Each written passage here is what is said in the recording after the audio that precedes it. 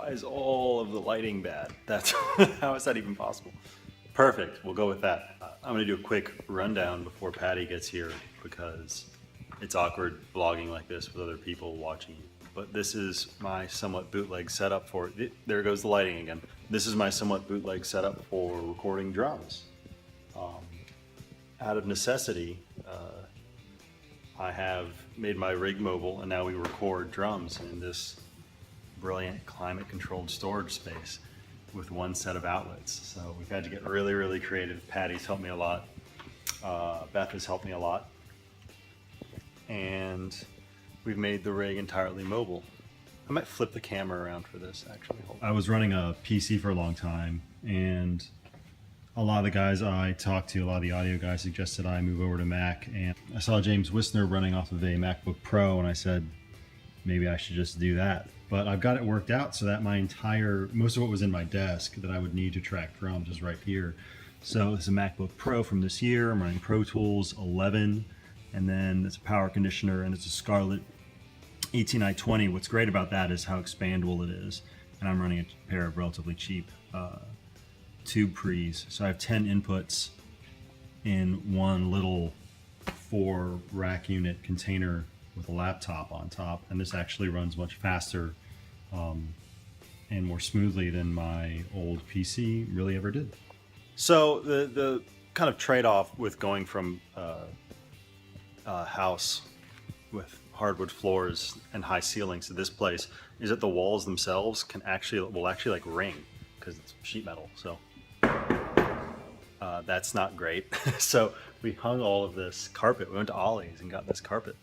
And it's just the cheapest, most hideous, well, not most hideous, it's a beautiful shade of Carolina blue and we love it. But it's, you know, the carpet no one else wanted. We cut it in half and hung it from the walls.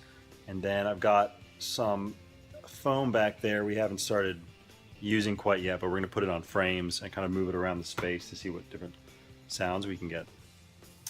Other than that, we're using all 10 inputs and getting some interesting sounds. Like we have this mic, which is actually you know what? I'm going to switch angles again. So we have 3 room mics. One of them is actually out here in the hallway, and you can pick up all of this like AC noise and all of the ring from these doors and everything once Patty gets going.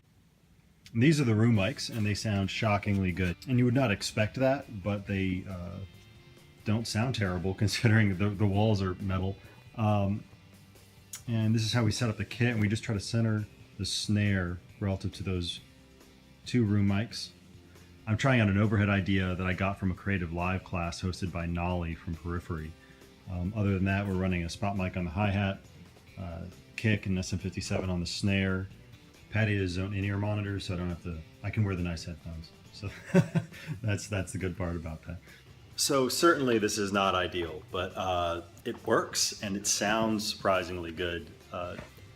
You know, mic placement and choices I make in processing later, and obviously samples help a lot, but you really wouldn't expect that you could get the sound for a finished album in a space like this, but you can.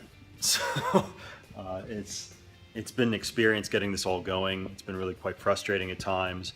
This all stemmed from a noise complaint at my house, but here we are in an undisclosed location. Yeah, pretty cool.